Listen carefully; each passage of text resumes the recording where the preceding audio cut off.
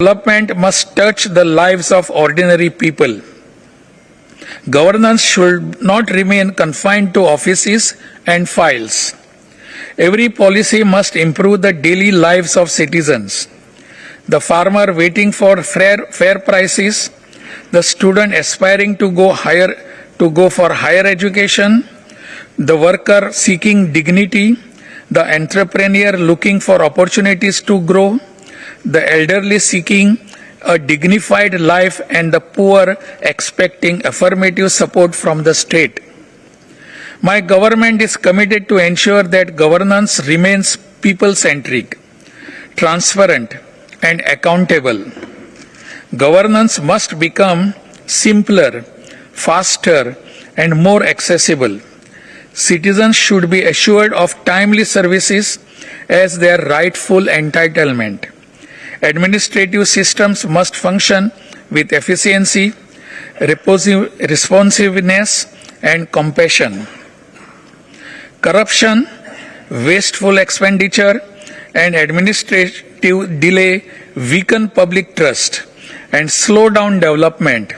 Therefore, my government shall pursue a policy of clean governance, fiscal responsibility, and administrative efficiency. Technology shall be used extensively to improve transparency and reduce delays in service delivery. My government believes that public institutions become strong only when they enjoy the trust of the people. Every department of government shall therefore be required to adopt clear standards of accountability. Kerala has always stood as a symbol of secularism, social harmony, and democratic values. My government will protect these values with utmost commitment. Kerala's social progress has been built through reform movements, democratic struggles, and collective social advancements. Preserving this social fabric is essential for the future of the state. My government also believes that development and welfare are not opposing ideas. Becoming economic progress should create opportunities, while welfare measures should provide security and dignity to vulnerable sections of the society. Growth without justice creates inequality, while welfare without growth becomes unsustainable. Therefore, my government shall pursue a balanced and inclusive model of development. One of the first major decisions of my government was to constitute an expert committee to prepare a comprehensive white paper on the financial conditions of the state. The government strongly believes that the people of Kerala must have clarity on the actual financial position of the state, including liabilities, pending commitments, and fiscal obligations. The white paper will be placed before the people to provide a clear picture of the state's finances and to lay the foundation for a transparent and responsible financial recovery strategy. The state today faces serious financial challenges. Outstanding liabilities and fiscal constraints have created severe pressure on public finance. My government will face these realities with honesty and responsibility. At the same time, my government makes it clear that welfare measures for the poor and vulnerable will not be compromised. Social security pensions, public health care, education support, and welfare programs shall continue with utmost priority. Kerala's rights within the framework of Indian federalism shall be protected on the firm pillars of the Constitution of India. My government will strengthen its efforts to secure rightful financial allocations and fair and equitable treatment from the Union government. My government believes strongly in cooperative federalism and constructive engagement with the Union government, while firmly safeguarding the constitutional and financial rights of Kerala. The Indira guarantees announced by my government reflect its social commitment to the people of Kerala. On the very day it assumed office, my government declared its commitment to making free travel in KSRTC buses across the state a permanent entitlement for women in Kerala. My government will provide rupees 1,000 per month to girl students in colleges to support their education. My government will raise the welfare pension to 3,000 rupees per month for all eligible beneficiaries.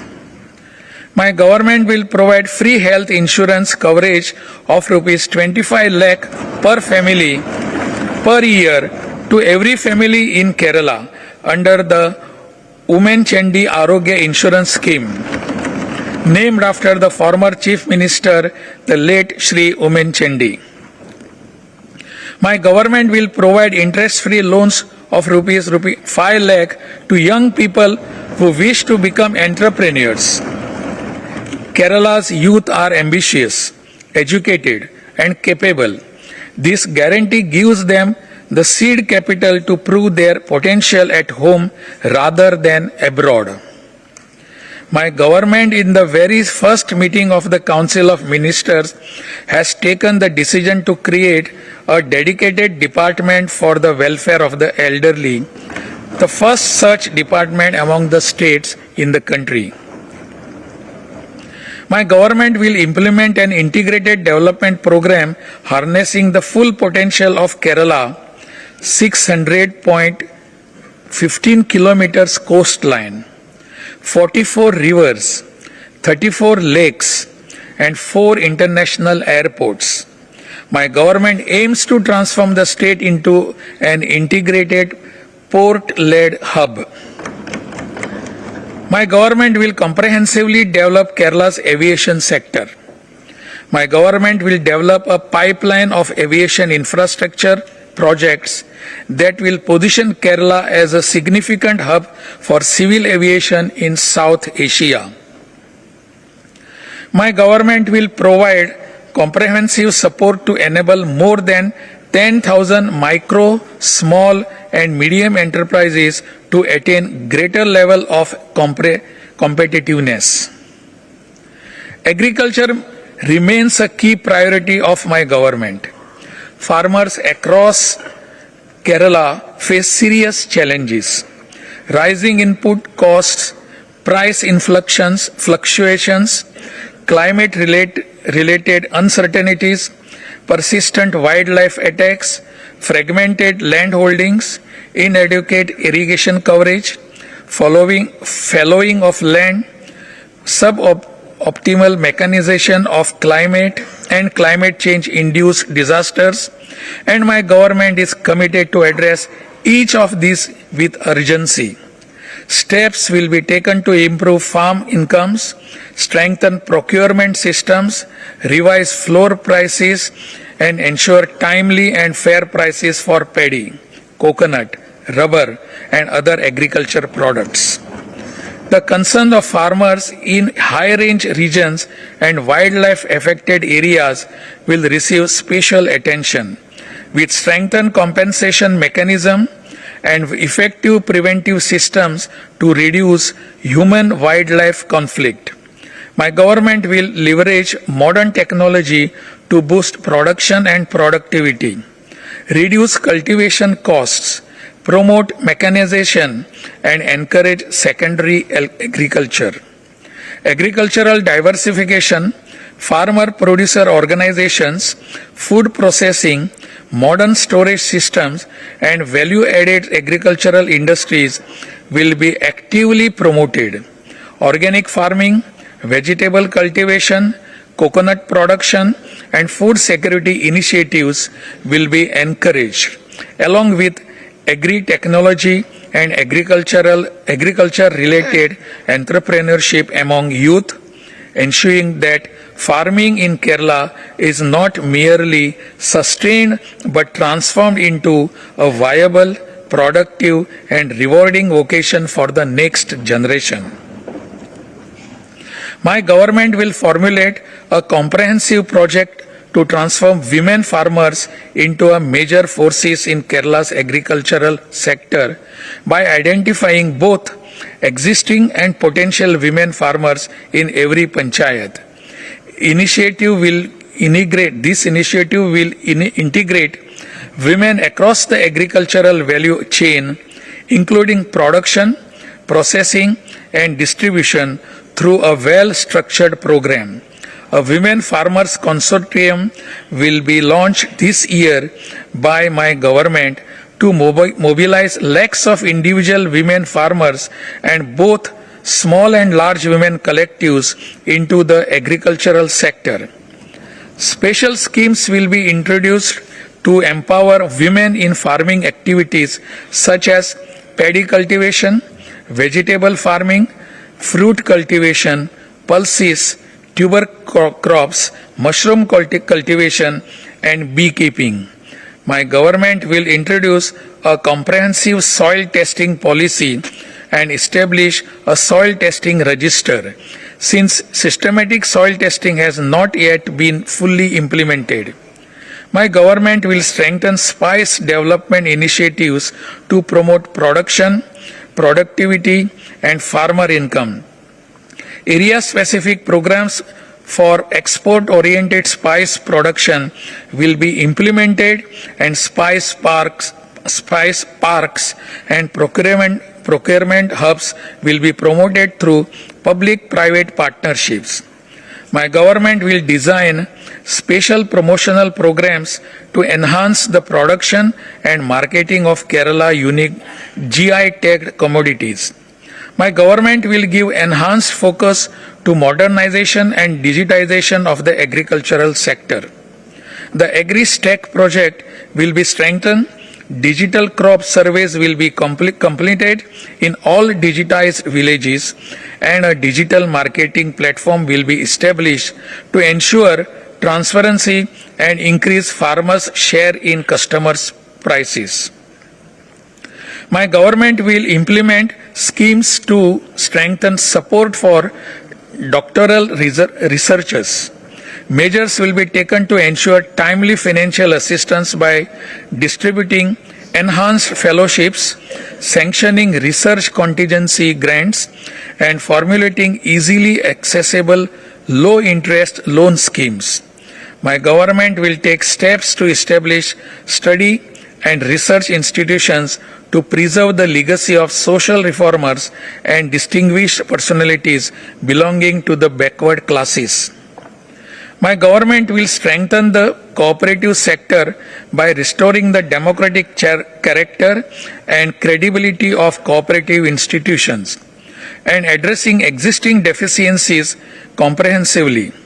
Systems that enhance benefits for investors, borrowers, and cooperative members will be incorporated into the Kerala Cooperative Societies Act 1969. The Cooperative Vigilance Wing will be energized to ensure that the operations of cooperative societies are corruption-free and transparent.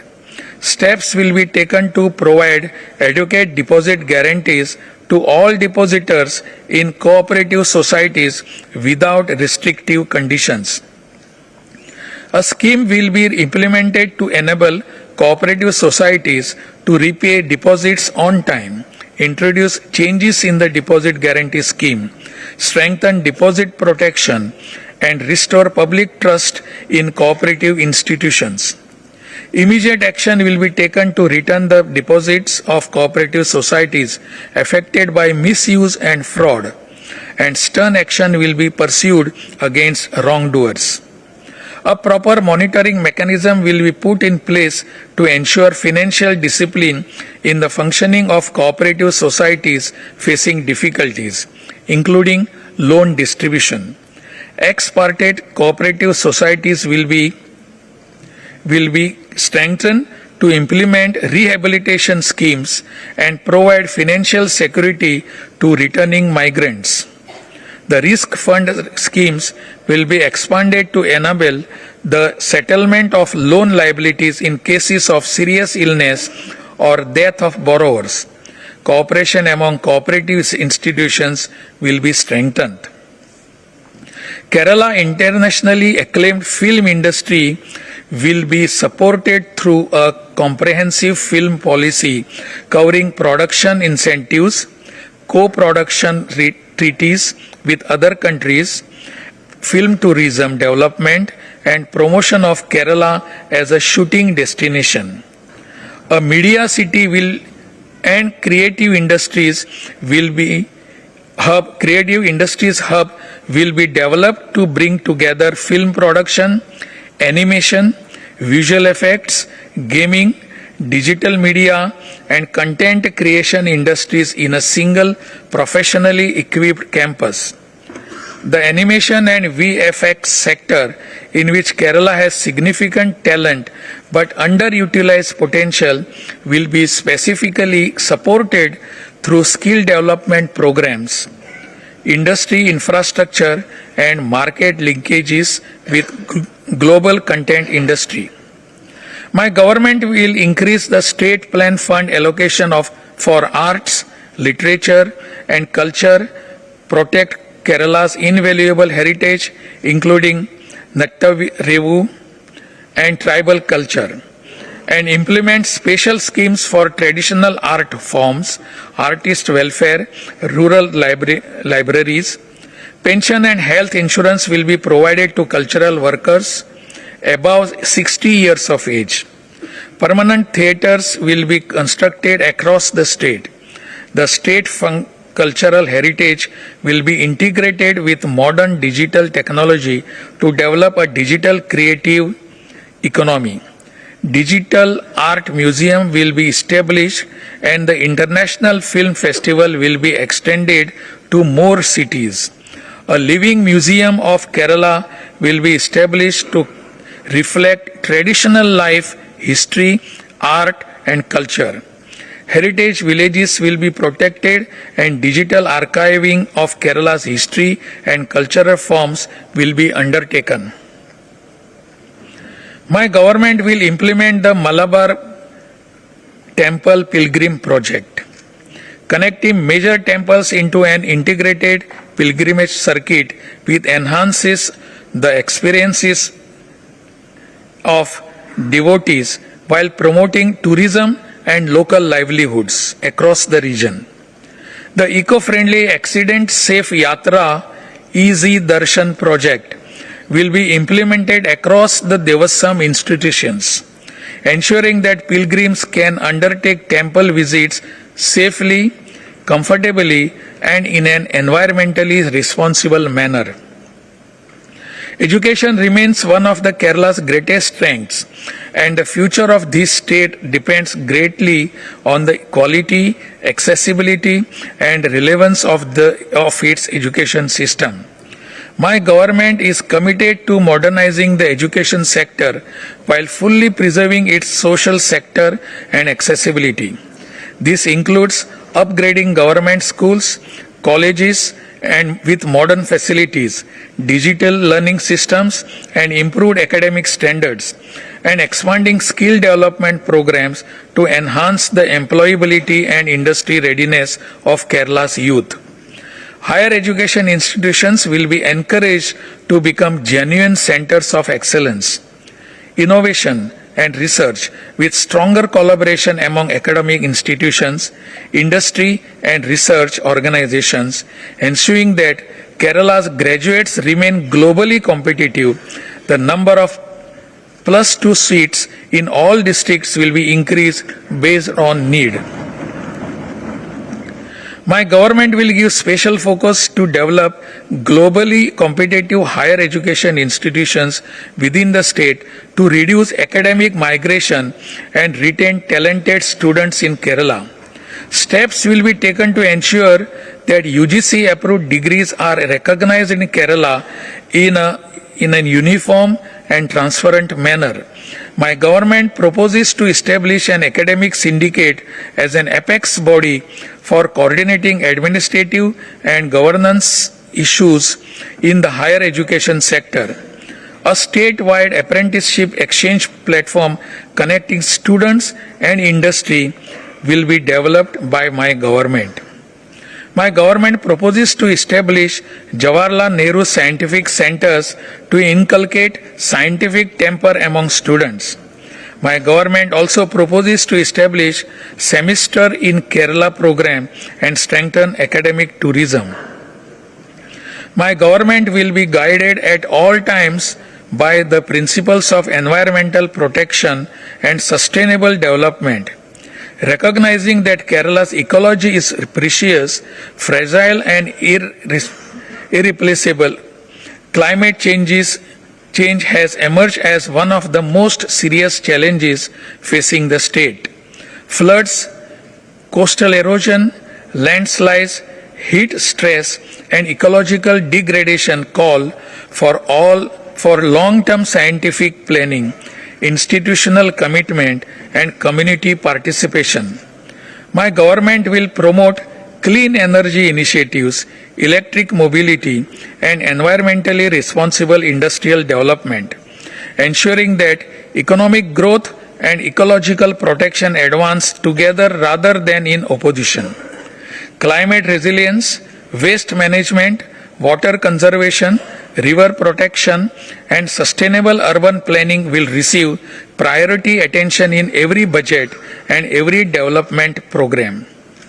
My government will actively involve local communities, local governments, scientists and environmental experts in environmental planning and disaster resilience strategies, ensuring that people have a central voice in decisions that determine their future. Greater emphasis will be given to environment and sustainability in the academic curriculum. My government believes that through outdated systems and conventional approaches, Kerala can no longer address the challenges of narcotic abuse, organized drug networks, alcoholic behavioral addiction, and revenue leakages. Time has come for a decisive and transformational shift in the functioning of the Excise Department.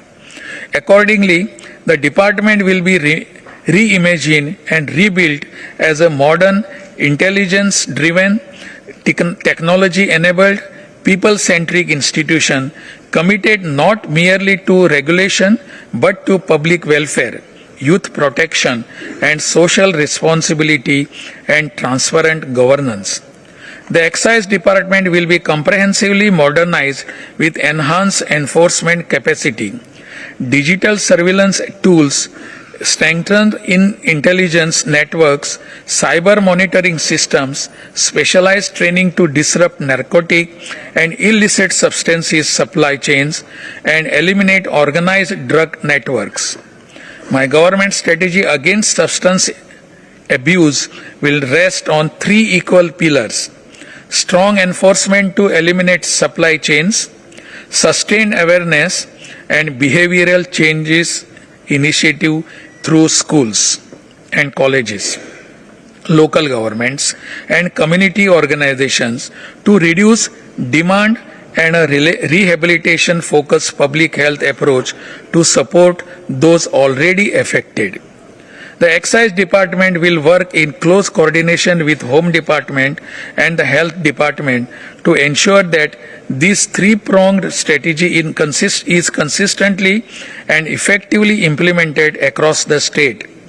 A statewide anti-drug mission in close coordination with the Home, Health and Education Departments will be launched with the commencement of the new academic year this June, with special focus on protecting children and youth from the growing threat of substance abuse.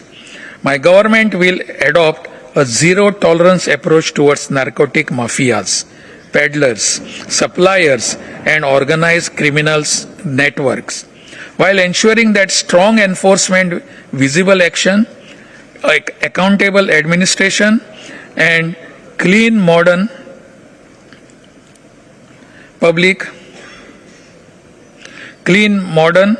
public-facing systems and uncompromising protection of society, especially the younger generation, define this new era of governance in the excise sector. My government will pursue a strong and comprehensive policy against substance abuse, recognizing that drug and alcohol addiction poses serious threats to health, family stability, and productivity. Our target is to reduce alcohol consumption in a phased manner.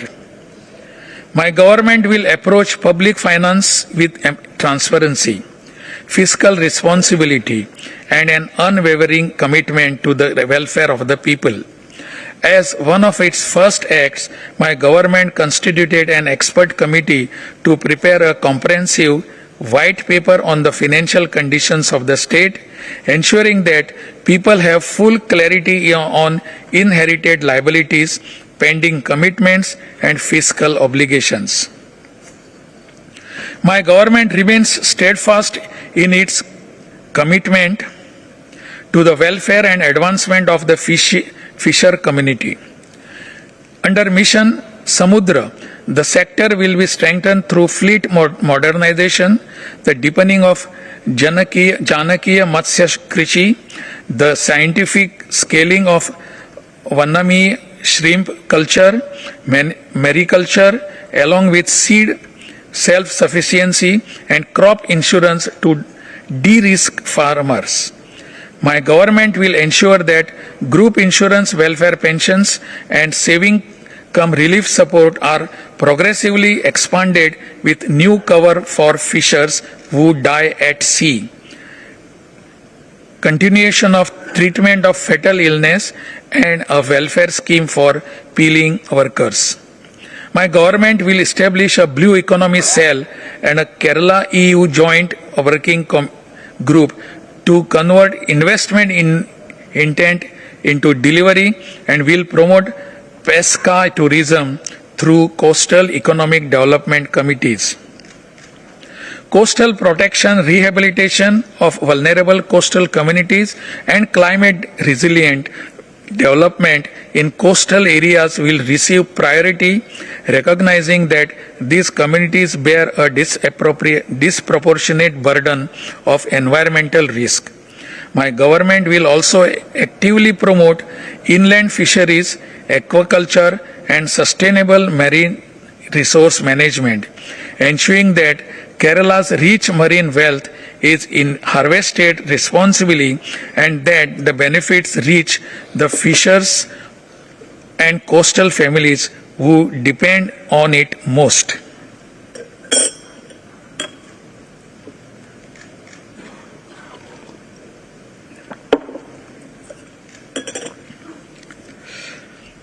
My government is committed to ensure food security for all citizens of Kerala. The public distribution system will be strengthened to ensure timely, adequate, and quality supply essential commodities to all eligible families. My government will take effective steps to control the rising cost of living, which has placed serious pressure on ordinary households. Price monitoring mechanism will be strengthened to check hoarding, black marketing, and artificial escalation in the prices of essential commodities. Consumer protection will be enhanced through stronger enforcement and accessible grievances redressal systems. Selected supply supermarkets will be modernized. The number of mobile Maveli stores, ration shops will be increased. Foremost objective of the Forest Department is to maintain ecological balance and thereby ensure the protection of flora and fauna, upholding the constitutional principles of safeguarding human life and property. The government assures that no action will be taken within the administrative system that will make human life around forest areas unbearable. My government recognizes that Kerala forests are the lungs of the state and the sources of its ecological security, water, wealth, and biodiversity. Forest conservation and sustainable management will receive focused institutional attention. My government will take effective and human steps to address the serious challenges of human-wildlife conflict, which has caused immense suffering for farming communities. My government will also take up the demarcation of boundaries between agricultural and forest land to protect the property rights of farmers whose land has been affected by old reserve forest notifications, resolving a long-standing source of anxiety and legal uncertainty for thousands of families. My government categorically emphasizes that the department shall function with utmost care and efficiency to mitigate human-wildlife conflict and ensure peaceful coexistence. The Forest Department proposes to address this matter through a three-tier strategy comprising containment, mitigation, and compensation. This would include the scientific estimation of wildlife population and the identification of circumstances that compel wild animals to stray out forest. Detailed studies will be undertaken to ascertain whether such incidents are caused by an increase in wildlife population, scarcity of food resources, or shortage of drinking water within the forest habitats. Scientific mitigation measures, including the use of artificial intelligence, solar fencing, biofencing, and sensor-based alert systems, will be adopted for effective management of the situation. In conflict situations that arise despite such measures, the government shall ensure that adequate compensation is provided and in a timely manner to all affected eligible persons. My government will accord highest priority in restoring the strengthening major public health institutions and have not received adequate attention in the past. This will form part of broader strategy to strengthen the infrastructure and human resources of medical colleges, district hospitals, and taluka hospitals in a balanced and equitable manner across the state. My government recognizes healthcare as a fundamental public responsibility and is committed to strengthen Kerala's public health system, which had historically been one of the strongest pillars of the state's developmental model. Unfortunately, the quality of facilities in the public health sector has been declining in recent times. Healthcare institutions at every level will be modernized with improved infrastructure, equipment, medicine availability, and human resource support, with primary health centers receiving special attention through digital integration and expanded specialist services.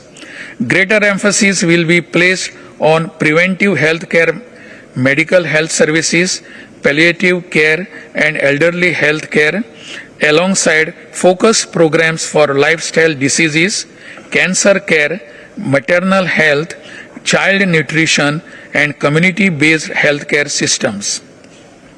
My government will continue to strengthen medical education, nursing education, and healthcare research, while positioning Kerala as a leading destination for quality and affordable healthcare services. The pace of modernization across the public health system will be accelerated, ensuring that the legacy of Kerala's health achievements is not merely preserved but carried forward in new heights of quality, accessibility, and equity. Operation Tufan is the new operation being undertaken by Kerala Police to signal a swift, unyielding tactical assault aimed at completely uprooting the state's drug network.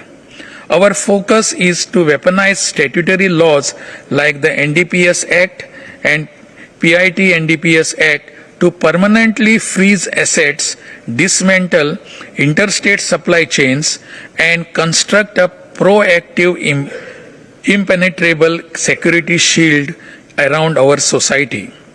My government is firmly committed to maintain law and order and ensure the safety and security of every citizen of the state of Kerala. The police system will be modernized with greater emphasis on professionalism, transparency, accountability, and citizen-friendly policing, so that every Keralite experiences the police force as a protector. Strong and uncompromising action will be taken against drug abuse, organized crime, cyber crime, and all forms of violence against women and children. My government recognizes the serious and growing challenges posed by substance abuse and drug addiction, particularly among youths. The comprehensive three-pronged strategy, enforcement, awareness, and rehabilitation will be pursued with the dedicated State Narcotic Enforcement Bureau established for specialized enforcement, including cyber surveillance of online drug networks.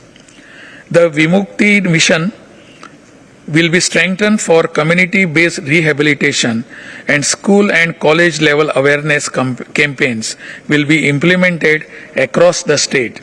My government will adopt strict and scientific measures to tackle the menace of digital fraud, which is increasing in our society. To achieve my government's vision, the Department of Electronics and IT will be renamed as Department of IT, Future Technologies and Startups with the new brand Kerala Tech. Kerala IT mission will be transformed into Digital Transformation Mission by including the Kerala AI mission and the Kerala Emerging Technologies mission. The Electronics and Semiconductor mission is proposed to drive the Semicon initiative. A digital government model will be established in Kerala with a focus on citizen experiences using digital technologies and AI. My government will accord policy priority to information technology, artificial intelligence, electronics, biotechnology, tourism, logistics, creative industries, and the knowledge economy. Existing IT parks will be expanded and new investments will be encouraged. Special emphasis will be placed on attracting high-value investments in emerging sectors while ensuring sustainable development and local employment generation. Industrial growth and labor welfare shall advance together. Kerala's educated workforce, high quality of life, and social stability are enduring strengths that make this state a compelling destination for investment and innovation. The most critical input required to attract new investment to our state is the availability of land sustainable for industrial purposes. Therefore, my government will prioritize the creation of land bank in the state by utilizing special purpose vehicles through market borrowing and private fundraising. My government is committed to transform Kerala into a globally competitive, innovation-driven and sustainable industrial economy by strengthening infrastructure, accelerating investment, and creating high-quality employment opportunities. Major initiatives such as port-led logistics, industrial development, the expansion of industrial parks, and sector-focused industrial ecosystem are being advanced to position Kerala as a preferred destination for manufacturing, logistics, technology, life sciences, and global capability centers. My government is further strengthening investors' confidence through progressive reforms, including the formalization of the Investment Promotion Board to cater to high-value investments, the modernization of K-SWIFT as an integrated digital single-window clearance platform, the empowerment of the Kerala State Single-Window Clearance Boards for faster and time-bound approvals and enhanced project facilitation mechanism. Alongside support of MSMEs and the traditional sectors including coir, handloom, plantations, and food processing, focused efforts are being undertaken to promote emerging sectors such as artificial intelligence, biotechnology, medical devices, green energy, electronics, and space technology to ensure inclusive industrialization. My government is also committed to create an ESG-backed industrial ecosystem. The creation of such a land bank itself opens up significant opportunities for industrial growth, infrastructure development, and employment generation across the state. My government will introduce a registration process for migrant workers through a unified portal, ensuring coordination among departments concerned and integration of all department services to provide efficient and streamlined support. My government aims to establish production centers across various industrial training institutes. This project envisions the production of items that can be manufactured by utilizing the existing infrastructure available in ITIs and the skills of ITIs trainees. This will boost the self-confidence of the trainees and encourage entrepreneurial activities. My government will strengthen worker welfare and skill development through a comprehensive set of initiatives. My government will modernize Industrial Training Institute through the hub and spoke model. An AI-generated virtual training management system will be implemented to deliver personalized, multilingual occupational safety and health training to workers across all sectors, ensuring 24-hour access and automated compliance tracking for Kerala's growing industrial workforce. Kerala's decentralized governance system is one of the strongest in the country. My government will strengthen it further through greater financial support, enhanced devolution, and empowered decentralization planning. My government will restore and reinforce the role of local self-government institutions in development activities and public service delivery, ensuring that governance reaches every citizen at the level closest to their lives, and that democratic energy of Kerala's Panchayat Raj system is channelized through measurable improvements in the daily experience of every Keralite. Administrative systems relating to the facilitation of Hajj pilgrimage, the maintenance and upkeep of Waqf assets, and the modernization of the functions of the Waqf board will be accorded prime priority. My government deeply values the immense contribution of Kerala's diaspora community to the growth and progress of the state, and will continue to strengthen programs for their welfare, rehabilitation, and investment participation. Welfare mechanisms for expatriate workers, rehabilitation schemes for return migrants, and structured channels for productivity diaspora investment in Kerala's development will be expanded and made more accessible. My government also recognizes the honors the deep emotional and social bond that Malayali diaspora across generations and continents continues to maintain with Kerala, and will ensure that this bond is nurtured through responsive governance, reliable support, and meaningful opportunities for the diaspora to contribute to the land they call home. Steps will be taken to increase electricity production through solar energy, wind energy, and other means, thereby making the state self-sufficient in power generation, as the number of solar installations grow, my government will take measures to install community battery storage in distribution transformers to address the line congestion. Steps will also be taken to link electric charging stations with local solar plants and battery storage facilities. My government will establish advanced battery storage system to address the intermittency inherent in renewable energy sources such as solar power and to meet peak demand.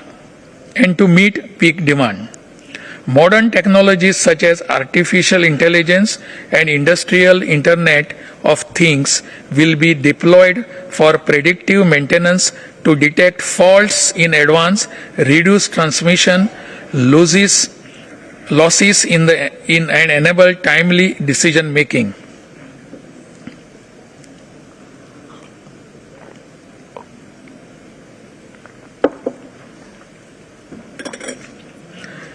My government will develop bypasses into 4-lane roads using the best available technologies, fully leveraging the benefits of public-private partnerships to generate revenue that will in turn be reinvested in infrastructure for the common people. My government will also give priority to green and eco-friendly buildings by integrating the K Green rating and other green construction initiatives with the design policy of Kerala with energy savings and heritage conservation accorded high priority in all public works undertaken by the department. All the roads in the state will be upgraded to BM and BC roads in phased manner. My government will take steps to revise all existing land laws in tune with the times and will implement the concept of unconditional title deeds, pattayams, as a permanent solution to attempted moves to evict farmers from agricultural land on tribal grounds. Existing restrictions on land use in Kerala's plantation sector will be modified scientifically, and amendments will be introduced to permit diversification while preserving the natural character of plantations. The Kerala Conservation of Paddy Land and Wetland Act 2008 will be comprehensively revised to resolve issues related to land conversion permanently. The issues that have prevented farmers who have held land for decades from being granted pattayams need to be resolved. If necessary, comprehensive legislation will be enacted or amendments will be made to existing laws. Most major land laws are half a century old and require comprehensive revision. The government will constitute commission to review all land-related laws. Based on its recommendations and wider public consultations, the land laws will be revised to protect public land, ensure equity in land distribution, and foster industrial and economic development. My government will accord high priority to transform the Revenue Department into a fully digital citizen-centric institution. My government envisions a fully digitized land administration system where every Keralite has a secure, transparent and instant access to land records and all related government services. My government will strengthen educational assistance schemes, remedial coaching, motivational programs for parents, and digital learning initiatives to improve educational outcomes among scheduled caste students. Model residential schools will be empowered through improved infrastructure, smart classrooms, digital facilities, nutrition programs, counseling support, talent development initiatives, and specialized coaching for competitive examinations, enabling students to excel in higher education and professional careers. My government will intensify Efforts to ensure comprehensive infrastructure development in scheduled caste Nagars to have habitats by prioritizing the provisions of essential civic amenities and improving lively conditions. My government will undertake a comprehensive revamp of the housing support framework for scheduled caste beneficiaries under the LIFE mission. My government will take up renewal mission focusing on employment and entrepreneurship to empower scheduled caste youth, women and others through modern skill development and enterprise promotion. The industrial training institutes under the Scheduled Caste Development Department will be comprehensively revamped through modernization of workshops and laboratories, introduction of new generation and industry-oriented courses, smart classrooms, digital learning facilities, and establishment of centers of excellences in high-demand sectors. My government is deeply committed to the institutional promise of equality and justice for our scheduled tribe communities. The right to land is the foundation of dignity for tribal communities. My government will fully implement the Scheduled Tribes and other traditional forest dwellers recognition of Forest Rights Act 2006 and take firm steps to prevent further alienation of tribal lands. A time-bound mission will be launched to clear all pending individual forest rights and community forest right claims, with focused action at the district level to avoid administrative delays. The Kerala Restriction on Transfer, Buy and Restoration of Lands to Scheduled Tribes Act 1999 will be implemented with rigorous administrative oversight, and encroachments on tribal lands will be dealt with under strict penal provisions. My government will launch housing schemes for scheduled tribe families and formulate a special program for the reconstruction of dilapidated and uninhabited dwellings belonging to these communities, respecting their unique socio-cultural and geographical requirements. My government recognizes that education is the most powerful instrument of social transformation. Educational benefits for students will be enhanced and distributed in a time-bound manner through a revamped e-grants portal. My government will provide adequate support to students preparing for competitive examinations, including entrance tests, PSCs, and UPSC examinations. My government will initiate special recruitment drives in sectors where the representation of scheduled caste and scheduled tribe communities falls short of prescribed norms. The loan support scheme for scheduled caste and scheduled tribe entrepreneurs will be strengthened with enhanced financial assistance, and cooperative societies under the department that are burdened with debt will be given a fresh start by addressing their liabilities. Reservation for scheduled caste and scheduled tribe communities in Devasam board appointments will be ensured in proportion of their population. Robust grievance redressal mechanism will be established by harnessing digital connectivity along with proactive service delivery mechanism. It will ensure justice and inclusion. My government has created a new department for the welfare of the senior citizens. All cities in the state will be made elderly friendly in a phased manner. The Vayomitram project launched by the government led by Shri Omen Chendi will be expanded to all block panchayats to provide home-based healthcare and mental health support devices for senior citizens. A new program known as Care Cabin will establish support centers in all collectorates to provide legal aid, health care and protection services for senior citizens.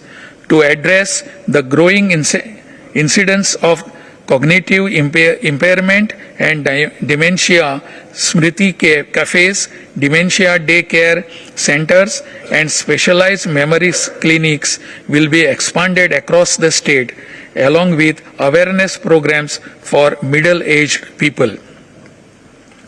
My government is committed to ensure the rights and dignity of persons with disabilities in accordance with the Rights of Persons with Disabilities Act 2016.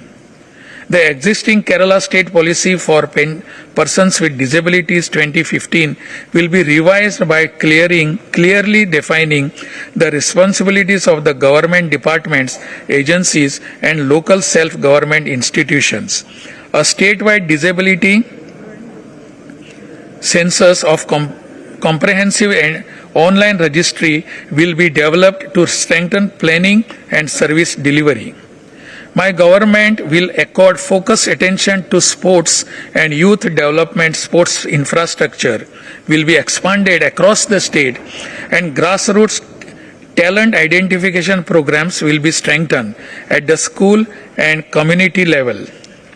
My government will upgrade existing sports training centers into elite level high performance institutes capable of delivering world class coaching, sports science support, and competitive training environments, ensuring that the talent Kerala produces at the grassroots has every institutional advantage needed to reach the highest levels of international sports.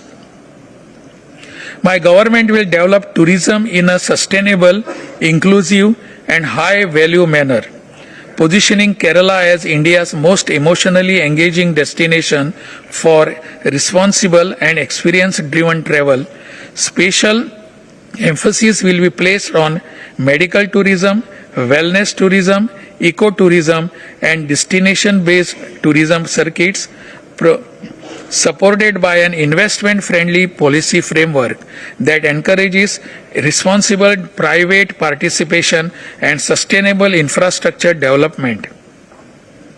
My government will ensure that Kerala's cultural heritage and artistic traditions are integrated into the tourism sector, with artists and cultural performers benefiting directly from the tourism economy rather than remaining marginal to it.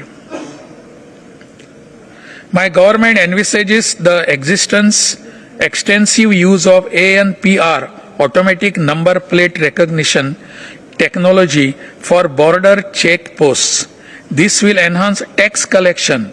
Another major focus area will be popularizing public transportation and shared transportation networks using mobile apps and e-ticketing to reduce reliance on personal vehicles.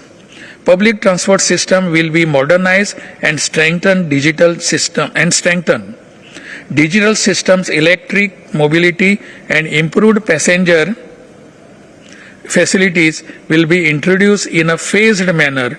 My government will take steps to improve the sustainability of inland waterways. My government will use data-driven interventions and modern technology to make Kerala's roads safer for every citizen. My government will formulate a new water policy for sustainable water use, climate change, resilience, water quality, improvement, and integrated water resource management. The realigned water policy will introduce water credits to incentivize water management in basins. My government will ensure uninterrupted supply of quality drinking water to all.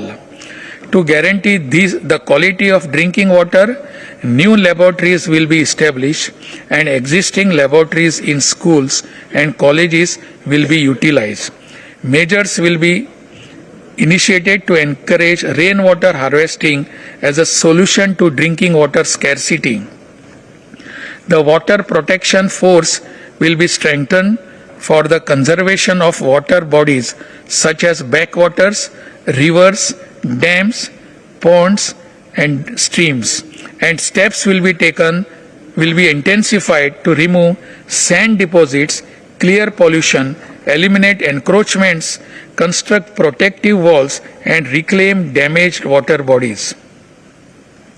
My government proposes to put in place child care rules as mandated under the Maternity Benefit Act 1961, ensuring that all public offices, industrial establishments, IT parks, and all establishments with more than 50 employees run safe, high-quality daycare centers and creches. Our commitment to girl students is reflected in Project Menstrual Dignity, under which we intend to make educational institutions and public spaces friendly for girls and women.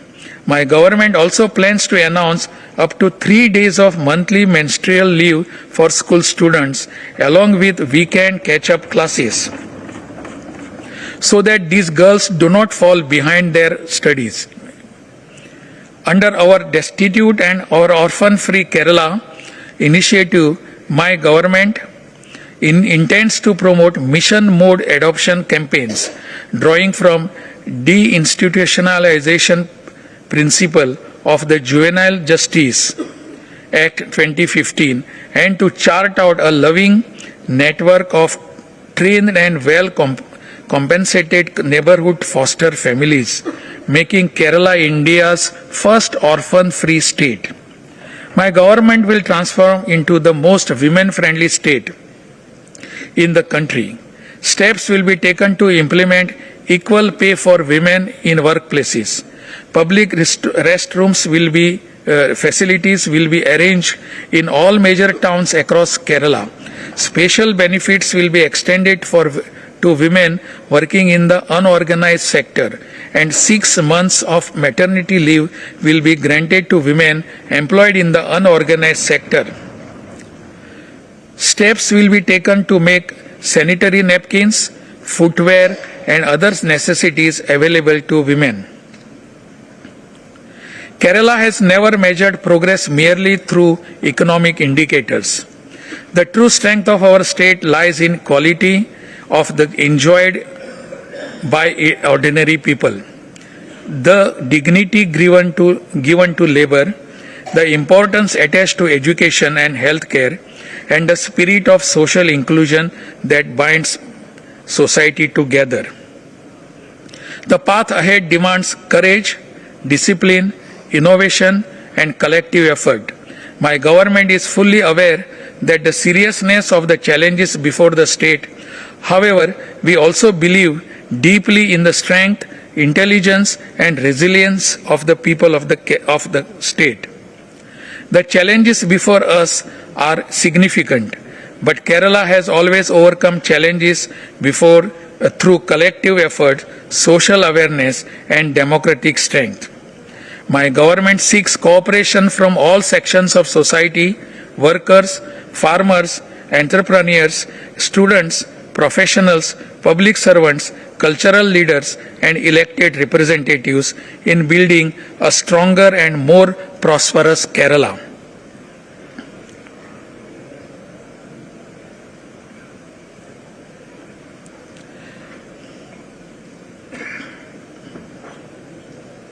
It is here. My government's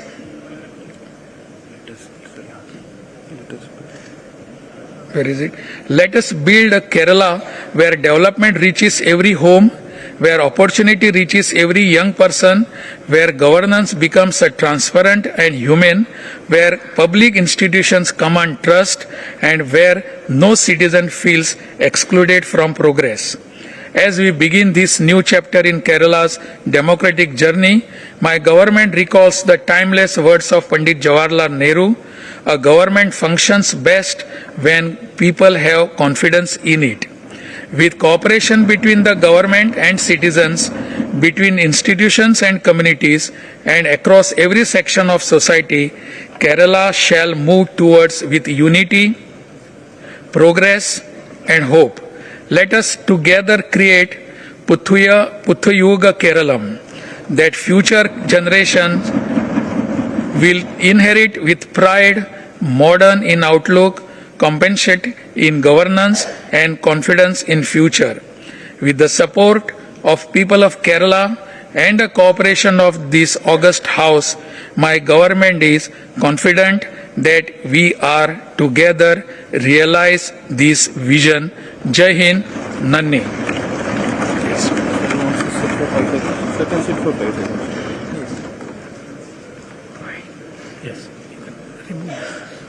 So wants to have some water. It's okay. We'll do that.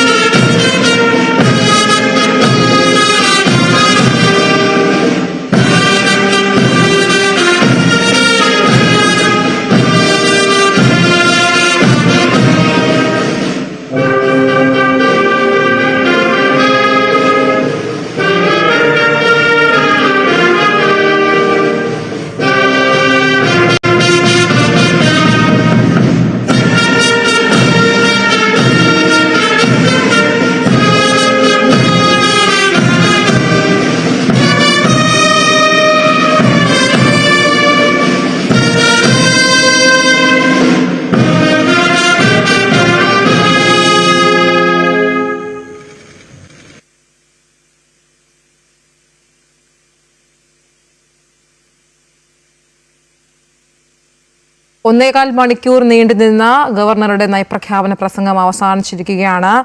എല്ലാ മേഖലകളെയും പരാമർശിച്ചുള്ള നയപ്രഖ്യാപനമായിരുന്നു നടന്നത്.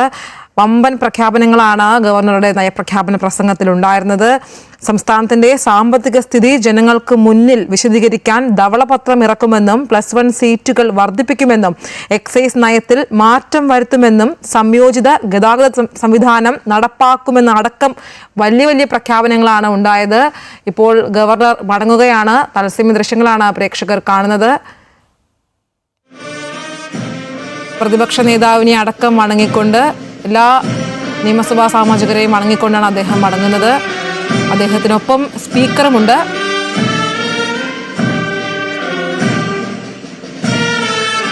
അതേസമയം UDF സർക്കാരിൻ്റെ ആദ്യ നയപ്രഖ്യാപന പ്രസംഗത്തിൽ തന്നെ സർക്കാരും ലോക് ഭവൻ തമ്മിൽ ഒരു കല്ലുകടി ഉണ്ടാകുന്ന ഒരു അവസരവും നമ്മളിപ്പോൾ കണ്ടതാണ്. ഈ ഗവർണറെ നിയമസഭയിലേക്ക് സ്വീകരിക്കുന്നതിൻ്റെ ഭാഗമായി വന്ദേ മാതരം മുഴുവൻ വായിക്കണമെന്ന നിർദ്ദേശം സർക്കാർ തള്ളിയിരിക്കുകയാണ്. ഈ നയപ്രഖ്യാപന പ്രസംഗത്തിന് തൊട്ട് മുൻപും അവസാനിച്ചപ്പോഴും അങ്ങനെ തന്നെയായിരുന്നു.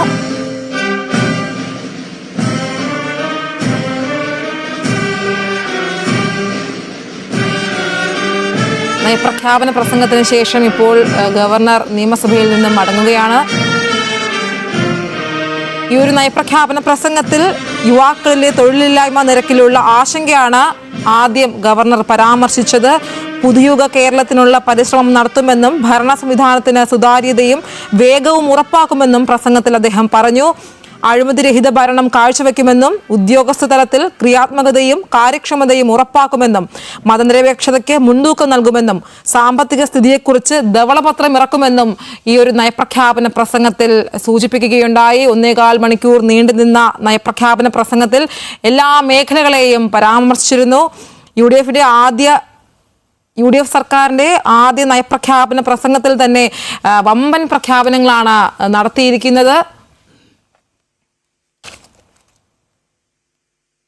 ജനകീയ പദ്ധതികളുമായിരുന്നു ഗവർണറുടെ നയപ്രഖ്യാപന പ്രസംഗം തന്നെയും ആരംഭിച്ചത്. ഈ ലഹരി വിമുക്ത കേരളത്തിന് പദ്ധതി, കൂടാതെ എക്സൈസ് നയത്തിൽ വൻ മാറ്റമാണ് വരാനിരിക്കുന്നത്, കൂടാതെ +1 സീറ്റ് വർധന തുടങ്ങിയ ഒട്ടേറെ പ്രഖ്യാപനങ്ങളാണ് ഈ 1.25 മണിക്കൂർ നീണ്ടുനിന്ന നയപ്രഖ്യാപന പ്രസംഗത്തിൽ ഉൾപ്പെട്ടത്. കൂടാതെ ഉന്നത വിദ്യാഭ്യാസ മേഖല ശക്തമാക്കുമെന്നും, കൂടാതെ ആരോഗ്യ മേഖലയ്ക്ക് പ്രത്യേക ഊന്നലും, കൂടാതെ ഈ വയോജന ക്ഷേമ വകുപ്പിന് പ്രത്യേക അംഗീകാരവും അഭിനന്ദനവും ഗവർണർ നൽകുകയുണ്ടായി. കൂടാതെ ചെലവ് കുറഞ്ഞ ഒരു ചികിത്സ ഉറപ്പാക്കുമെന്നും, കൂടാതെ ധനകാര്യ അച്ചടക്കം ഉറപ്പാക്കുമെന്നും, കേരളത്തെ തുറമുഖ ഹബ്ബാക്കി മാറ്റുമെന്നും ഈ ഒരു പ്രഖ്യാപനത്തിൽ അദ്ദേഹം സൂചിപ്പിക്കുകയുണ്ടായി. എന്തായാലും ഇന്ദിരാ ഗ്യാരണ്ടിയുമായി മുന്നോട്ട് പോകുമെന്നും, കൂടാതെ ഇതിൽ പ്രധാന ഗ്യാരണ്ടിയായ വയോജന വകുപ്പ് സംസ്ഥാനത്ത് ആദ്യ മന്ത്രിസഭാ യോഗത്തിൽ തന്നെ തീരുമാനിച്ചതായും, കൂടാതെ റോഡ് ജല വ്യോമ ഗതാഗത സംവിധാനങ്ങൾ ബന്ധിപ്പിച്ച് ബൃഹത് പദ്ധതി നടപ്പാക്കുമെന്നും നയപ്രഖ്യാപന പ്രസംഗത്തിൽ പറയുകയുണ്ടായി. കൂടാതെ മനുഷ്യ മൃഗ സംഘർഷ മേഖലയിൽ പ്രത്യേക ശ്രദ്ധ പതിപ്പിക്കുമെന്നും അദ്ദേഹം ഈ ഒരു നയപ്രഖ്യാപന പ്രസംഗത്തിൽ വായിക്കുകയുണ്ടായി.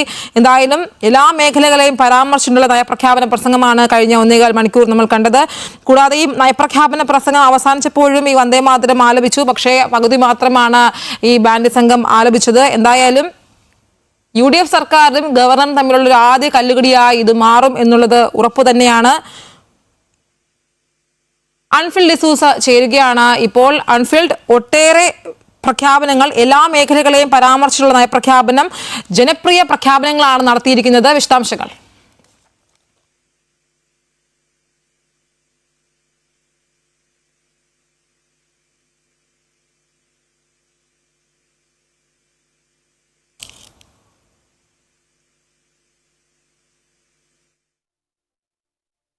ജനകീയ പദ്ധതികളായിരുന്നു ഗവർണറുടെ നയപ്രഖ്യാപന പ്രസംഗത്തിൽ ആദ്യം ഉണ്ടായിരുന്നത്. അതേസമയം കേന്ദ്ര സർക്കാരിനെ തലോടിക്കൊണ്ടും, കൂടാതെ ഇനി വരാൻ പോകുന്ന പദ്ധതികളൊക്കെയും വ്യക്തമാക്കിക്കൊണ്ടായിരുന്നു ഗവർണറുടെ നയപ്രഖ്യാപന പ്രസംഗം ആരംഭിച്ചത്. ലഹരി വിരുദ്ധ പ്രവർത്തനങ്ങൾ ഊർജിതപ്പെടുത്തുമെന്നും അതിനായി ശക്തമായ നടപടി സ്വീകരിക്കുമെന്നും ഓപ്പറേഷൻ തൂഫാൻ അടക്കം ഈ ഒരു നയപ്രഖ്യാപന പ്രസംഗത്തിൽ സൂചിപ്പിക്കുകയുണ്ടായി. കൂടാതെ തീരദേശ മേഖലയിൽ കൂടുതൽ പദ്ധതികൾ പ്രഖ്യാപിക്കുകയും സാമൂഹ്യ സുരക്ഷാ പദ്ധതിയും സാമൂഹ്യ ആരോഗ്യ ഇൻഷുറൻസ് പദ്ധതിയും മത്സ്യത്തൊഴിലാളികൾക്കായി നടപ്പാക്കുമെന്നും പറയുന്നു. കൂടാതെ സംസ്ഥാനത്ത് ഭക്ഷ്യസുരക്ഷാ പദ്ധതി നടപ്പാക്കുമെന്നും ഉപഭോക്തൃ സംരക്ഷണ നിയമം ശക്തമാക്കുമെന്നും പറയുന്നു. കൂടാതെ മനുഷ്യ വന്യമൃഗ സംരക്ഷണത്തിനായും ആക്രമണങ്ങൾ തടയുന്നതിനുമായും നടപടികൾ കാര്യക്ഷമമാക്കുമെന്നും ഈ ഒരു നയപ്രഖ്യാപന പ്രസംഗത്തിൽ സൂചിപ്പിക്കുകയുണ്ടായി. കൂടാതെ എടുത്തു പറയേണ്ട മറ്റൊരു കാര്യം എന്ന് പറയുന്നത് ആരോഗ്യ മേഖലയ്ക്ക് പ്രത്യേകം ഊന്നൽ നൽകിയിട്ടുണ്ട്. അതായത് ക്യാൻസർ കെയർ, കമ്മ്യൂണിറ്റി കെയർ, വയോജന സംരക്ഷണം, ശിശു സംരക്ഷണം തുടങ്ങിയ മേഖലകളിൽ പ്രത്യേകം കരുതൽ നൽകുമെന്നും പറയുകയുണ്ടായി. കൂടാതെ ക്രമസമാധാന പരിപാലനം സംരക്ഷിക്കുന്നതിന് വേണ്ടി പ്രത്യേകം ഊന്നൽ നൽകുമെന്നും പോലീസ് നയത്തിൽ കാതലായ മാറ്റങ്ങൾ കൊണ്ടുവരുമെന്നും നയപ്രഖ്യാപന പ്രസംഗത്തിൽ ഗവർണർ സൂചിപ്പിക്കുകയുണ്ടായി. ഇപ്പോൾ സഭയിലേക്ക് മുഖ്യമന്ത്രി VD സതീശനും കൂടാതെ സ്പീക്കറും കടന്നു വരുന്ന ദൃശ്യങ്ങളായിരുന്നു നമ്മൾ കണ്ടത്. 1.25 മണിക്കൂറായിരുന്നു ഈ ഒരു നയപ്രഖ്യാപന പ്രസംഗം നീണ്ടുനിന്നത്. ജനകീയ പദ്ധതികളായിരുന്നു ഈ ഒരു ഗവർണറുടെ നയപ്രഖ്യാപന പ്രസംഗത്തിലുടനീളം ഉണ്ടായിരുന്നത്. അതിൽ ഏറ്റവും എടുത്തു പറയേണ്ട ഒരു കാര്യമാണ് ലഹരി വിമുക്ത കേരളത്തിനായുള്ള പദ്ധതിയും, കൂടാതെ എക്സൈസ് നയത്തിൽ വൻ മാറ്റങ്ങളാണ് വരാൻ പോകുന്നത്. കൂടാതെ +1 സീറ്റ് വർധന തുടങ്ങിയ ഒട്ടേറെ പ്രഖ്യാപനങ്ങളും ഇതിലുണ്ടായിരുന്നു. അൺഫിൽഡ് ഡിസൂസ ചേരുകയാണ്. അൺഫിൽഡ്, എല്ലാ മേഖലകളെയും പരാമർശിച്ചുള്ള നയപ്രഖ്യാപനം. ഞാൻ ഈ സൂചിപ്പിച്ചതുപോലെ തന്നെ ലഹരി വിമുക്ത കേരളത്തിന് പദ്ധതിയുണ്ട്, എക്സൈസ് നയത്തിൽ മാറ്റമുണ്ട്, +1 സീറ്റ് വർധന തുടങ്ങി ഒട്ടേറെ വൻ പ്രഖ്യാപനങ്ങളാണ് ഉള്ളത്. വിശദാംശങ്ങൾ. തീർച്ചയായും ഐശ്വര്യ, എല്ലാ വകുപ്പിലും സമഗ്രമായ ഒരു ഊന്നൽ നൽകുന്ന ഒരു നയപ്രഖ്യാപനമാണ്. അതായത് VD സതീശൻ സർക്കാർ അത് 10 വർഷത്തിന് ശേഷം, പ്രതിപക്ഷത്തിരുന്ന UDF സർക്കാർ 10 വർഷത്തിന് UDF 10 വർഷത്തിന് ശേഷം അധികാരത്തിൽ വരുമ്പോൾ VD സതീശൻ സർക്കാരിന്റെ ഏറ്റവും ശ്രദ്ധേയമാകുന്ന എന്ന രീതിയിൽ സമഗ്ര മേഖലയിൽ ഊന്നൽ നൽകുന്ന ഒരു നയപ്രഖ്യാപനം തന്നെയാണ്. സർക്കാർ ഗവർണർ നയപ്രഖ്യാപനം വായിക്കുന്നു. മുഴുവനും ഗവർണർ വായിച്ചു. അതായത് 75 മിനിറ്റ് എടുത്ത് മുഴുവനും ഈ സർക്കാർ എഴുതി നൽകിയ നയപ്രഖ്യാപനം മുഴുവൻ ഗവർണർ വായിച്ചു എന്നുള്ളതും എടുത്തു പറയേണ്ടതാണ്. കാരണം മുൻ സർക്കാരുകളുടെ കാലത്ത് അല്ലെങ്കിൽ നിയമസഭയിൽ സമീപകാലത്തൊന്നും ഇല്ലാതിരുന്ന രീതിയിൽ മറ്റൊരു നാടകീയ സംഭവങ്ങൾക്കോ ഒന്നും തന്നെ സാക്ഷ്യമില്ലാതെ എങ്ങനെയാണോ നയപ്രഖ്യാപനം സാധാരണ രീതിയിൽ തന്നെയായിരുന്നു നയപ്രഖ്യാപനം തുടങ്ങിയതും അത് അവസാനിപ്പിച്ചതും ഒക്കെ തന്നെ അതിൽ ശ്രദ്ധേയമാകുന്നത് നയപ്രഖ്യാപനം തുടങ്ങിയ സമയത്ത് കേരള നിയമസഭയിൽ വന്ദേ മാതരം ആലപിക്കുന്നത്, അതായത് കേന്ദ്ര സർക്കാരിന്റെ ആ പ്രോട്ടോകോൾ പ്രകാരം പൊതുപരിപാടികൾ വന്ദേ മാതരം ആലപിക്കണമെന്നുള്ള നിയമം അത് ഇവിടെ പാലിക്കപ്പെട്ടു. വന്ദേ മാതരം ആലപിച്ചു. പക്ഷെ അത് മുഴുവനായി ആലപിച്ചില്ല. അതിന്റെ പ്രസക്തമായ ഭാഗങ്ങൾ തുടക്കത്തിൽ ആലപിക്കുന്നു. അതിനുശേഷം ദേശീയ ഗാനം ആലപിച്ചു. അതുപോലെ തന്നെ അവസാനിക്കുന്ന സമയത്തും വന്ദേ മാതരം ആലപിച്ചതിന് ശേഷം ദേശീയ ഗാനം ആലപിച്ചു. തുടങ്ങുമ്പോഴും അവസാനിക്കുമ്പോഴും വന്ദേ മാതരത്തെ മുഴുവനായി വായിച്ച് ആലപിച്ചില്ലെങ്കിൽ പോലും പ്രസക്ത ഭാഗങ്ങൾ ആലപിക്കുകയായിരുന്നു ഉണ്ടായത്. അതിനുശേഷം നയപ്രഖ്യാപനത്തിലേക്ക് കടക്കുമ്പോഴാണ് ഏറ്റവും ശ്രദ്ധേയമാകുന്ന എല്ലാ മേഖലകളും ഊന്നൽ നൽകുന്ന, അതായത് ആഭ്യന്തര വകുപ്പായിരുന്ന എടുത്തു പറയേണ്ടത് ലഹരി വിമുക്ത സംസ്ഥാനമാക്കി മാറ്റാനായി ഓപ്പറേഷൻ തുഫാൻ ഉൾപ്പെടെ തന്നെ പരാമർശിച്ചുകൊണ്ടായിരുന്നു ഗവർണറുടെ നയപ്രഖ്യാപനം. അത് ശക്തമായ യുവജനങ്ങളെയും യുവതയെ വളർന്നു വരുന്ന തലമുറയെ എങ്ങനെ ലഹരിയിൽ നിന്ന് കാർന്നുനിന്ന ലഹരിയിൽ നിന്നൊക്കെ മാറ്റാനായി വളരെ ശക്തമാക്കുന്നത് നിലവിലുള്ള നിയമങ്ങൾക്ക് പുറമെ ഓപ്പറേഷൻ തുഫാനുള്ള നിരവധി പദ്ധതികൾ വിദ്യാർത്ഥികളുടെ തലം മുതൽ സ്കൂൾ വിദ്യാർത്ഥികളുടെ തലം മുതൽ എല്ലാ മേഖലകളിലും സമഗ്രമായി നടപ്പാക്കുമെന്നും ആ നിയമം കർശനമായി നടപ്പാക്കുമെന്നും ശിക്ഷാ നടപടി കർശനമാക്കുമെന്നും അടക്കം പറയുന്നു. അതോടൊപ്പം തന്നെയും ഈ ആഭ്യന്തര വകുപ്പിൽ തന്നെ വിവിധ പോലീസിന്റെ നയത്തിൽ പോലും സമഗ്രമായ മാറ്റം വരുത്തുമെന്ന് പറയുന്നു. കാലോചിതമായ ഇടപെടലുണ്ടാകും. അതോടൊപ്പം തന്നെ ഈ ഡിജിറ്റൽ മേഖലയിൽ സൈബർ ക്രൈം ഉൾപ്പെടെയുള്ള കുറ്റകൃത്യങ്ങളൊക്കെ തടയുന്നുള്ള സമഗ്ര സംവിധാനങ്ങൾക്ക് കാര്യക്ഷമമായി കൊണ്ടുവരുമെന്ന് പറയുന്നു. ആരോഗ്യ മേഖല പൊതുജനങ്ങളെ ബാധിക്കുന്ന ആരോഗ്യ മേഖലയിൽ തന്നെയും സമഗ്രമായ പരിഷ്കരണം നടപ്പാക്കുന്നു. എല്ലാ പദ്ധതികളും അതായത് മുൻ സർക്കാരുകളുടെ കാലത്തുണ്ടായിരുന്ന അർബുദ രോഗികൾക്കും അതോടൊപ്പം തന്നെ വയോജനങ്ങൾക്ക്, കുട്ടികൾക്ക്, ശിശു ആരോഗ്യം ഉൾപ്പെടെ വിവിധ ഗർഭിണികൾ, ആദിവാസി മേഖല ഉൾപ്പെടെവർ അങ്ങനെ ആരോഗ്യ മേഖലയുമായി ബന്ധപ്പെട്ടുള്ള എല്ലായിടങ്ങളിലും സമഗ്രമായ ഒരു മുന്നേറ്റം അല്ലെങ്കിൽ ഇടപെടൽ കാര്യക്ഷമമാക്കാനായി സർക്കാർ കൊണ്ടുവരുന്നു. മുൻ സർക്കാരുകളിൽ നിന്നൊക്കെ വ്യത്യസ്തമായി കൂടുതൽ പദ്ധതികൾ നടപ്പാക്കുമെന്നും ഈ നയപ്രഖ്യാപനത്തിൽ ഊന്നൽ നൽകുന്നുണ്ട്. മാത്രമല്ല ഈ മാനസികാരോഗ്യം, പാലിയേറ്റീവ് പരിചരണം, വയോജന ആരോഗ്യ സംരക്ഷണം എന്നിവയ്ക്ക് ഊന്നൽ നൽകുന്ന പുതിയ ചില ഏകജാലക സംവിധാനങ്ങളിലൂടെ ഇത് കൊണ്ടുവന്ന് ഒരുമിപ്പിക്കുന്ന ചില പദ്ധതികൾ നടപ്പാക്കാൻ ഉദ്ദേശിക്കുന്നു. അതോടൊപ്പം തന്നെയും ഈ കാർഷിക മേഖലയിലും അതോടൊപ്പം തന്നെ തീരദേശ മേഖല, മത്സ്യത്തൊഴിലാളികളുടെ മേഖലകളിലുമൊക്കെ തന്നെയും അരികുവൽക്കരിക്കപ്പെട്ട, അതായത് ഈ വനമേഖലയുമായി ചേർന്ന് താമസിക്കുന്ന പാർശ്വവൽക്കരിക്കപ്പെട്ട വിഭാഗങ്ങളുടെ ഉന്നമനത്തിനും ഊന്നലുമായി പ്രത്യേകം പദ്ധതികൾ നടപ്പാക്കുന്നു പറയുന്നു. അതോടൊപ്പം തന്നെ സംസ്ഥാനത്തിലെ വ്യാവസായിക മേഖലയ്ക്ക് പ്രത്യേക ഊന്നൽ നൽകുന്ന പദ്ധതികൾ കൊണ്ടുവരുന്നു. കേരള മിഷൻ IT മിഷന്റെ പേര് മാറ്റി അത് കേരള ഫ്യൂച്ചർ IT എന്ന രീതിയിലേക്ക് മാറ്റുന്നു. അങ്ങനെ എല്ലാ മേഖലയിലും ഊന്നൽ നൽകുന്ന ഒരു സമഗ്രമായ ഒരു പദ്ധതിയുമായി മുന്നോട്ട് പോകുന്നു എന്ന സന്ദേശം നൽകുന്ന ഒരു നയപ്രഖ്യാപനം തന്നെയാണ് ഗവർണർ വായിച്ചതും സർക്കാർ മുന്നോട്ട് വയ്ക്കുന്നതും. അതോടൊപ്പം തന്നെയും ഈ പ്രകടന പത്രികയിൽ പറഞ്ഞ ഇന്ദിരാ ഗ്യാരണ്ടികളിലൊക്കെ തന്നെയും അത് സ്പർശിച്ചുകൊണ്ടും അതിനെക്കുറിച്ച് വ്യക്തത വരും. പക്ഷെ KSRTC സൗജന്യ യാത്ര സ്ത്രീകൾക്കുണ്ട് എന്ന് ഈ നയപ്രഖ്യാപനത്തിൽ അതിന്റെ തുടക്ക ഭാഗത്തിൽ തന്നെ ഗവർണർ വായിക്കുന്നുണ്ട്. എന്നാൽ അത് എങ്ങനെയെന്ന് അതിന്റെ വിശദാംശങ്ങൾ പറയുന്നില്ല. സ്വാഭാവികമായും അത് പിന്നീട് അതെ, അൻഫിലി സൂചിപ്പിച്ചതുപോലെ എല്ലാ മേഖലകളെയും എല്ലാ വകുപ്പുകളെയും പരാമർശിച്ചിട്ടുള്ള ഒരു ജനപ്രിയ പദ്ധതികൾ ഉൾപ്പെടുത്തിക്കൊണ്ടുള്ള ഒരു നയപ്രഖ്യാപന പ്രസംഗമായിരുന്നു ഗവർണറുടെ ഭാഗത്തു നിന്നും ഉണ്ടായിരുന്നത്. അതായത് 75 മിനിറ്റും എഴുതി കൊടുത്ത നയപ്രഖ്യാപനം മൊത്തത്തിൽ ഒരു നാടകീയതയും ഇല്ലാതെ മുഴുവൻ അവതരിപ്പിച്ചു എന്നുള്ളതും ശ്രദ്ധേയമായ ഒരു കാര്യം തന്നെയാണ്. ഈ അൻഫിൽ സൂചിപ്പിച്ചതുപോലെ വലിയ വലിയ ജനപ്രിയ പ്രഖ്യാപനങ്ങളാണ് ഉണ്ടായത്. അതിലൊരു ഏറ്റവും പ്രസക്തമായ ഒരു ഭാഗമാണ് ഇപ്പോൾ ഇവിടെ സൂചിപ്പിക്കുന്നത്. സംസ്ഥാനത്ത് ലഹരിമുക്ത നടപടികൾ ശക്തമാക്കുമെന്ന നയപ്രഖ്യാപന പ്രസംഗം ഗവർണർ എക്സൈസ് വകുപ്പിനെ പുനഃക്രമീകരിക്കും, ക്രമസമാധാന പരിപാലനം സംരക്ഷിക്കുന്നതിന് വേണ്ടി പ്രത്യേകം ഊന്നൽ നൽകും, പോലീസ് നയത്തിൽ കാതലായ മാറ്റം കൊണ്ടുവരുമെന്നും ഗവർണർ പറഞ്ഞു. Through outdated systems and conventional approaches, Kerala can no longer address the challenges of narcotic abuse, organized drug networks, alcoholic behavior addiction, and revenue leakages. Time has come for a decisive and transformational shift in the functioning of the excise department. Accordingly, the department will be reimagined and rebuilt as a modern, intelligence-driven, technology-enabled, people-centric institution committed not merely to regulation but to public welfare, youth protection, and social responsibility and transparent governance. The Excise Department will be comprehensively modernized with enhanced enforcement capacity, digital surveillance tools, strengthened in intelligence networks, cyber monitoring systems, specialized training to disrupt narcotic and illicit substances supply chains, and eliminate organized drug networks.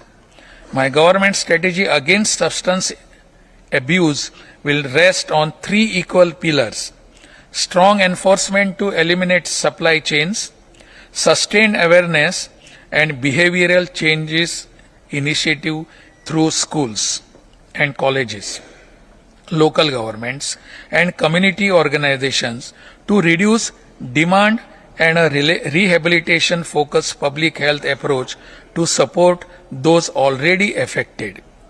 The Excise Department will work in close coordination with Home Department and the Health Department to ensure that this three-pronged strategy is consistently and effectively implemented across the state. A statewide anti-drug mission in close coordination with the Home, Health and Education departments will be launched with the commencement of the new academic year this June, with special focus on protecting children and youth from the growing threat of substance abuse. My government will adopt a zero-tolerance approach towards narcotic mafias, peddlers, suppliers, and organized criminals networks, while ensuring that strong enforcement, visible action, accountable administration, and clean, modern,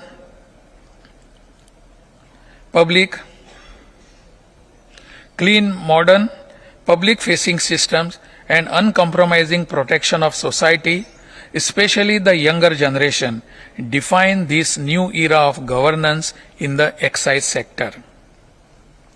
My government will pursue a strong and comprehensive policy against substance abuse, recognizing that drug and alcohol addiction poses serious threats to our health, family stability, and productivity.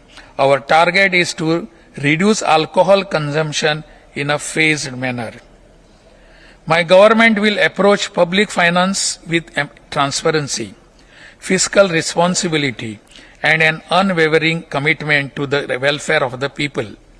As one of its first acts, my government constituted an expert committee to prepare a comprehensive white paper on the financial conditions of the state, ensuring that people have full clarity on inherited liabilities, pending commitments, and fiscal obligations. Is the new operation being undertaken by Kerala Police to signal a swift, unyielding tactical assault aimed at completely uprooting the state's drug network. Our focus is to weaponize statutory laws like the NDPS Act and PIT NDPS Act to permanently freeze assets, dismantle interstate supply chains, and construct a proactive, impenetrable security shield around our society. My government is firmly committed to maintain law and order and ensure the safety and security of every citizen of the state of Kerala. The police system will be modernized with greater emphasis on professionalism, transparency, accountability, and citizen-friendly policing, so that every Keralite experiences the police force as a protector. Strong and uncompromising action will be taken against drug abuse. വീണ്ടും ഞാൻ അൺഫിറ്റിലേക്ക് പോവുകയാണ്. Unfit, ഈ UDF സർക്കാരിന്റെ ആദ്യ നയപ്രഖ്യാപന പ്രസംഗത്തിൽ തന്നെ ഈ ലോക്ഭവനും സർക്കാരും തമ്മിൽ ഒരു കല്ലുകടി ഉണ്ടാവുകയാണ്. കാരണം വന്ദേമാതരം മുഴുവൻ ആലപിക്കണമെന്ന അല്ലെങ്കിൽ അവതരിപ്പിക്കണമെന്ന ലോക്ഭവന്റെ നിർദ്ദേശമാണ് മുഖ്യമന്ത്രി ഇടപെട്ട് അത് തടഞ്ഞിരിക്കുന്നത്. അതായത് ഈ ലോക്ഭവനും സർക്കാരും തമ്മിൽ ഒരു ഉരസലിനൊരു സാധ്യത ഒരുങ്ങുമല്ലേ? ഇനി പ്രതികരണം വരണ്ടേ ലോക്ഭവനിൽ നിന്ന്? തീർച്ചയായും. അതായത് സത്യപ്രതിജ്ഞാ സമയത്ത് തന്നെയും വി.ഡി. സതീശൻ സർക്കാർ സത്യപ്രതിജ്ഞ ചെയ്ത് അധികാരമെടുക്കുന്ന ആ സമയത്ത് ലോക്ഭവന്റെ നിർദ്ദേശപ്രകാരം വന്ദേ മാതരം ആലപിച്ചിരുന്നു. അപ്പോൾ അത് പിന്നീട് അത് വിവാദമായപ്പോൾ നമ്മൾ മുഖ്യമന്ത്രിയോട് ചോദിച്ചപ്പോൾ അദ്ദേഹം വാർത്താസമ്മേളനത്തിൽ തന്നെ ഇതിൽ പ്രതികരിക്കുകയും ചെയ്തു. അപ്പോൾ തന്റെ അറിവോടുകൂടിയല്ല അവിടെ ഈ സത്യപ്രതിജ്ഞാ വേളയില് വന്ദേ മാതരം ആലപിക്കുന്ന കാര്യം മുഖ്യമന്ത്രിയുടെ ഓഫീസിനും മുൻകൂട്ടി അറിയില്ലായിരുന്നു. അത് മാത്രവുമല്ല, ഈ സത്യപ്രതിജ്ഞാ ചടങ്ങ് ലോക്ഭവനാണ് ഇതിന്റെ മുഴുവൻ നിയന്ത്രണം. അതായത് ഇതിന്റെ നടപടിക്രമങ്ങൾ മുഴുവനും ലോക്ഭവന്റേതായിരുന്നു. നടപടിക്രമങ്ങൾ പൂർണ്ണമായും ലോക്ഭവന്റേതായിരുന്നു. അതുകൊണ്ട് തന്നെ ലോക്ഭവനാണ് അതിന്റെ ക്രമീകരണങ്ങൾ മുഴുവനും നടത്തിയത്. അതുകൊണ്ട് ഏത് രീതിയിൽ എവിടെ ആലപിക്കുന്നു, അതായത് ദേശീയഗാനം ആലപിക്കുന്നതും വന്ദേ മാതരം ആലപിക്കുന്ന അടക്കമുള്ള നടപടിക്രമങ്ങൾ ലോക്ഭവന്റേതായിരുന്നുവെന്നും അത് പിന്നീടാണ്, അതൊക്കെ ആലപിച്ചതിന് ശേഷമാണ് താൻ ഇത് അറിഞ്ഞതുമെന്നുമാണ് അന്ന് ആ ചോദ്യത്തിന് മുഖ്യമന്ത്രി നൽകിയ വിശദീകരണം.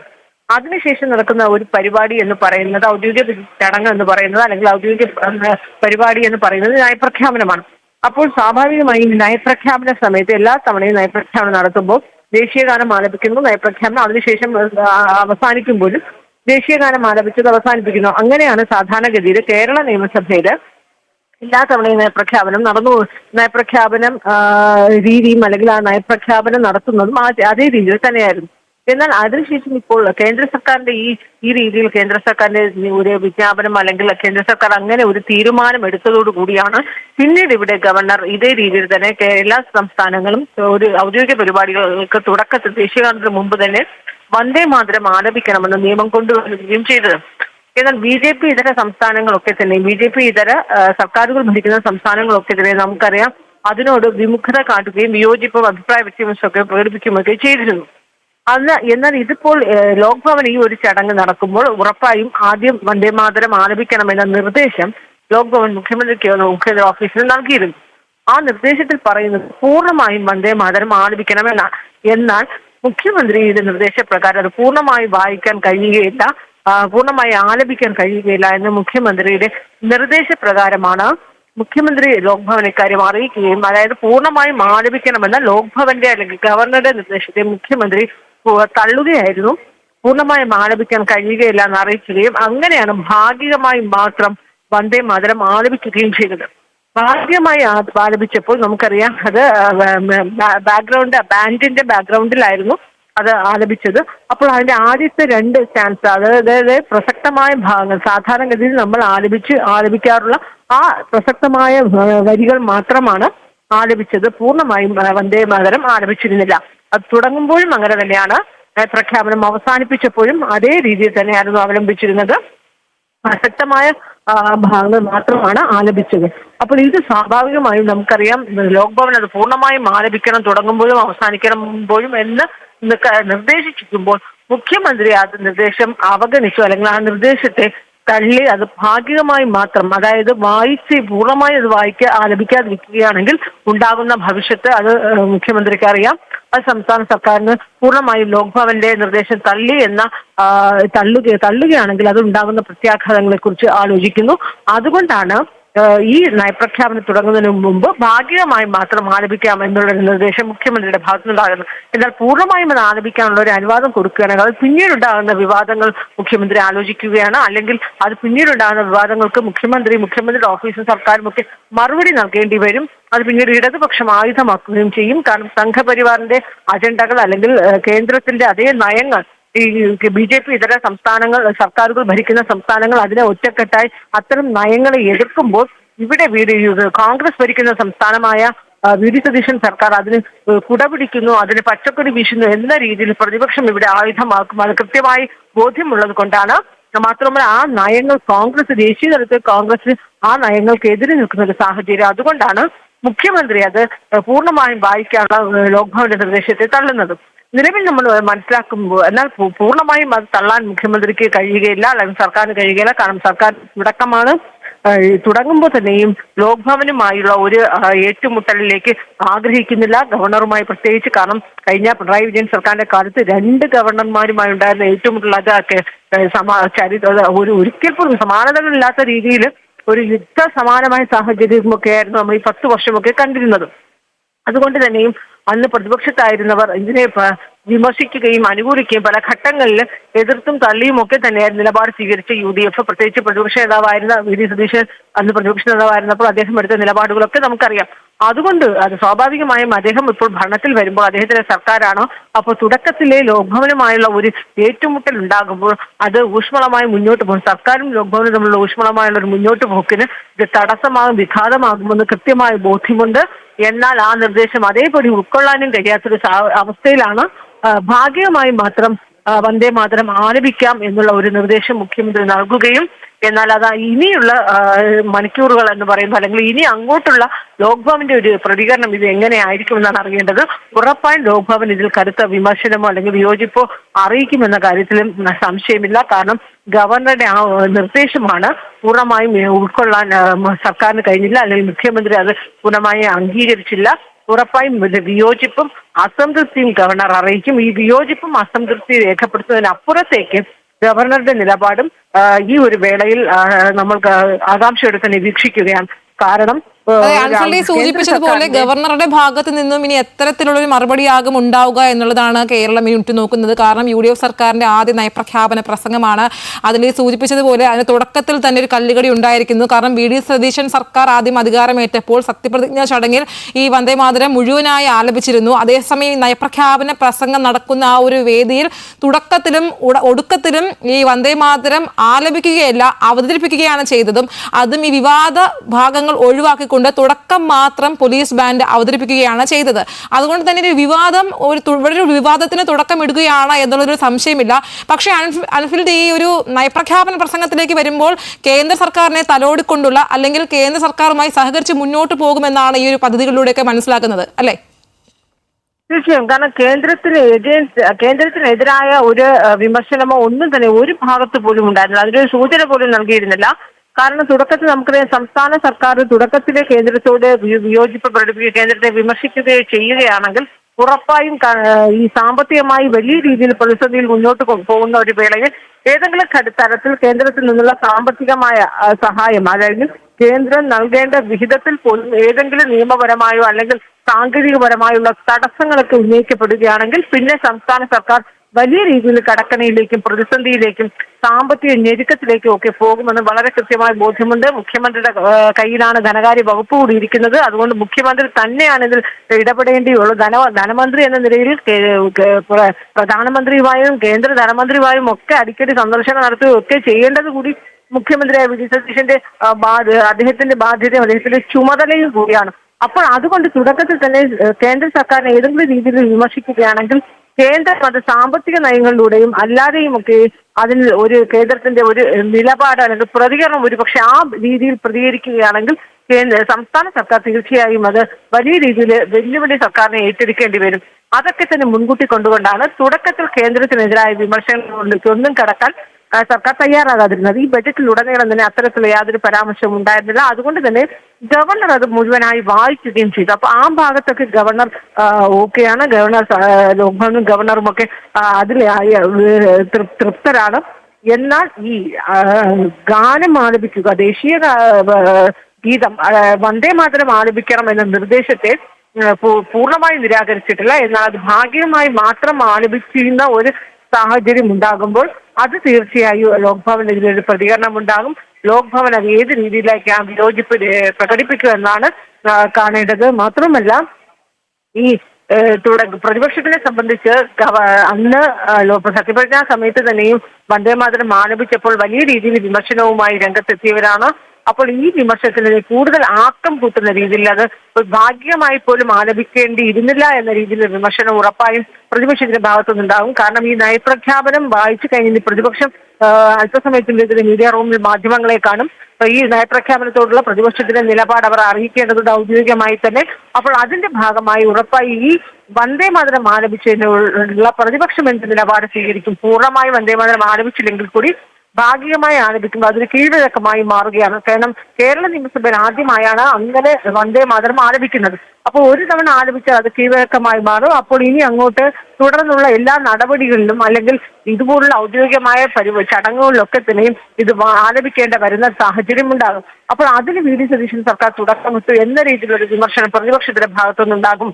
മാത്രമല്ല, ഈ നയപ്രഖ്യാപനത്തിൽ കേന്ദ്രത്തിനെതിരായ വിമർശനങ്ങളോ കേന്ദ്രത്തിന്റെ വ്യക്തമാണ്. ഈ നയപ്രഖ്യാപന പ്രസംഗത്തിൽ കേന്ദ്ര സർക്കാരിനെ തലോടിക്കൊണ്ടും അതേസമയം ജനപ്രിയ പ്രഖ്യാപനങ്ങളുമാണ് നടത്തിയത്. ഈ 75 മിനിറ്റ് നീണ്ടുനിന്ന ഈ ഒരു നയപ്രഖ്യാപന പ്രസംഗത്തിലുടനീളം നമ്മൾ കണ്ടതുമാണ്. UDF സർക്കാരിന്റെ ആദ്യ നയപ്രഖ്യാപന പ്രസംഗത്തിൽ പക്ഷേ സർക്കാരും ലോക്ഭവനും തമ്മിൽ ഒരു കല്ലുകടി ഉണ്ടാകുന്ന ഒരു സ്ഥിതിയും നമ്മൾ കണ്ടതാണ്. വന്ദേമാതരം തുടക്കം മാത്രമാണ് അവതരിപ്പിച്ചത്. അതിലിനി ലോക്ഭവന്റെ പ്രതികരണം എപ്രകാരമായിരിക്കുമെന്ന് അറിയേണ്ടതുണ്ട്. വിശദാംശങ്ങൾ നൽകുകയായിരുന്നു അൻഫിൽ ഡിസൂസ.